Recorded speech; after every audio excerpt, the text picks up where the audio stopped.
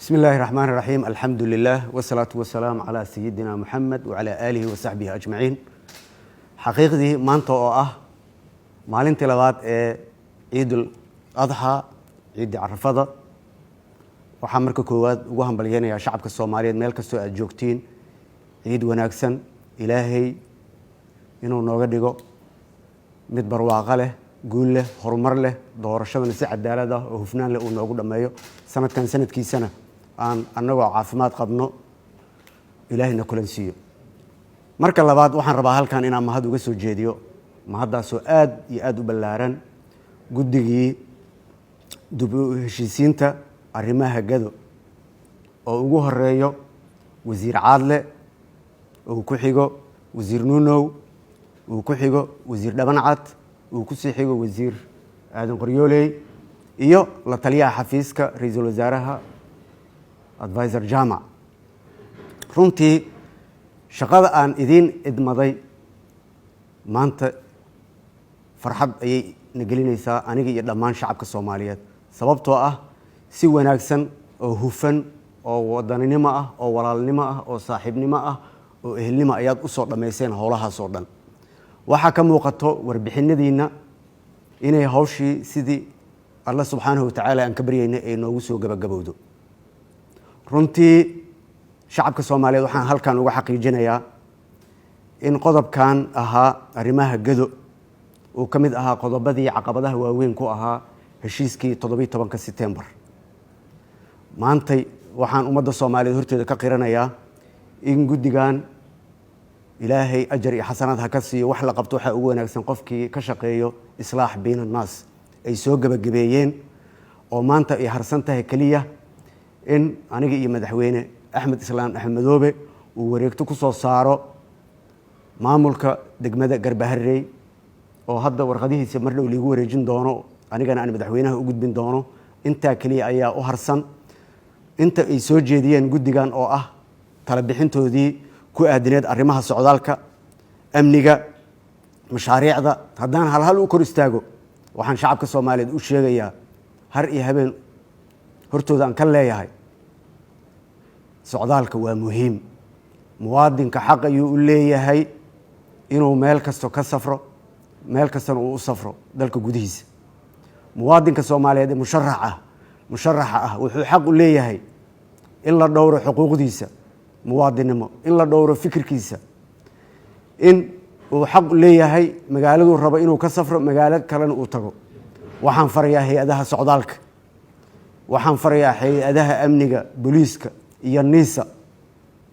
warar badan baa soo gaaray dhowr jeer oo ah in dad la celiyay meelo kala duwan laga celiyay uma dulqaadan dooni qoftii ku soo baxdo falkaasna talaabo sharci ayaan ka qaadayaa qofka muwaadinka ah lagama celin karo airport haddii soo gaartana shacabka Soomaaliyeed anoo kaashanayo talaabo waafaqsan arintaas ayaan ka qaadayaa diyaaradaha socdaalka diyaaradna lagama celin karo ka baxayso Muqdisho Garbaharey tagayso diyaarad lagama celin karo Garbaharey ka baxayso Kismaayo tagayso iyo mid Kismaayo ka tagayso Garbaharey tagayso iyo mid Kismaayo ka soo baxayso xamar imaanayso dhammaan waa xaq dastuuri ah cid is hortaagi kartan walaan hay'adda duulimaadka waxaan u sheegayaa oo farayaa ciddii la timaado ama idin la hor timaado arrimo ku saabsan arrimahaas qalqal gelinayo si toos ah iigu sheega si talaabo cad aan uga qaado waxaan rabaa kale halkan inaan idin kaga sheego si howlahan guddiga dib u heshiisiinta arrimaha gado ay noo soo dhameystireen aan dabagal ugu sameeyno waxaan ka codsanayaa guddiga in ay kor joogteeyaan inay dabagal ku sameeyaan waxyaabihii ay noo soo qabteen anigana waxaan kala shaqeynayaa hawshaas sida hufan oo walaaltinimada leh oo saaxiibtinimada leh oo ehelnimada leh sidii ugu gudan lahaayeen oo ugu dhaqsiyaha badan amniga Garbaharey xaqiiqdii aniga waa ka horeeyay tiimka dib u heshiisiinta arrimaha gado ee wasiirada afarta dowlad goboleed ka socda waa soo arkay gado waa meel amnigeeda la isku haleyn karo waa meel ay joogaan dad wanaagsan oo saliim ah diyaarna u ah in doorasho lagu qabto meeshooda sidaa darteed waxaan kala shaqeyn doonaa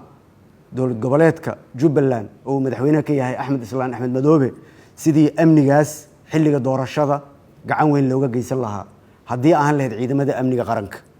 hadday ahaan lahayd ciidamada Amisom ee booliiska ah kulli way naga go'an tahay arrintaasna sida ugu dhaqsiyaha badan ayaan u fulinaynaa maantay waxaan halkan hortiina ka cadaynayaa shacabka Soomaaliyeed oo arrintii gado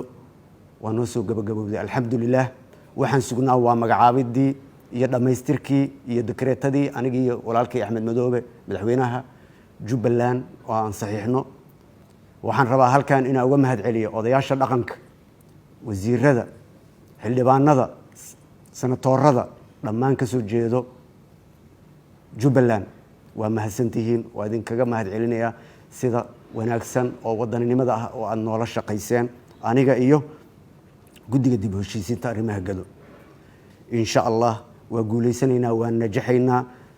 doorashadana waa horteynay taala insha Allah si wada jir ayaan shacabka Soomaaliyeedna uga codsanayaa inaan si wada jir wax uga qabanno mashaariicda ayay walaalahay ka dhawaajeen ku saabsan gado guud ahaan iyo Garbaharey ka ra'iisul wasaare ahaan xafiiskayga oo ah hay'adda fulinta dalka ugu sareyso waxaan diyaar u ahay inaan wasiiradayda isbuucan oo sabtiga bilaabanayo aan faro inay tagaan waxna u qabtaan hadday ahaan leedahay xaaladaha nolosha ee bini'aadanimada iyo xaaladaha horumarinta ay sida ay ka dhawaajiyeen warbixintiina ay ku lifaaqeen guddiga dib u heshiisiinta waana idinka aqbalay waadna mahadsantihiin waana idin soo dhaweynayaa insha Allah shacabka Soomaaliyeed maanta waxaan noo xirmay jabtarkii gado issue waxaan rabaa oo kale halkan inaan uga faa'iideysto oo aan shacabka Soomaaliyeed warbixin ka siiyo arrimaha Somaliland meel fiican ayay ii marayaan wada tashiyo ayaan wadaa waa ku guda jiraa madasha wada tashiga qaranka ee dowlad goboleedyada iyo dowladda dhexe aniga ayay mas'uuliyadeeda isaartay sida ku cad September 17 February iyo 27 May anigoo la tashanayo gudoomiyaha Cabdi Xaashi iyo ra'iisul wasaare ku xigeen Mahdi wada hadal ayaan noo socdo qulubtiina khayr u sheega arinta saddexaad oo rabaa maanta inaan halkan kaga hadlo shacabka Soomaaliyeed waxaan rabaa ducadiina waana soo gaartay insha Allah saan hore idinku sheegay maanta waan ku celinayaa xildhibaan uma socdi senator uma socdi madaxweynenimo uma socdi sababtoo waa dartiin ayaan u tanaasulay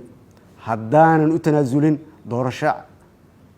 xalaal oo cadaalad ah ma qabanay saa darteed waxaan rabaa inaan meel uga soo wada horjeysano qof kasta oo isku dayo inay caqabad ku noqoto ama shaki ay geliso howlaha wanaagsan ee shacabka Soomaaliyeed aan u wadno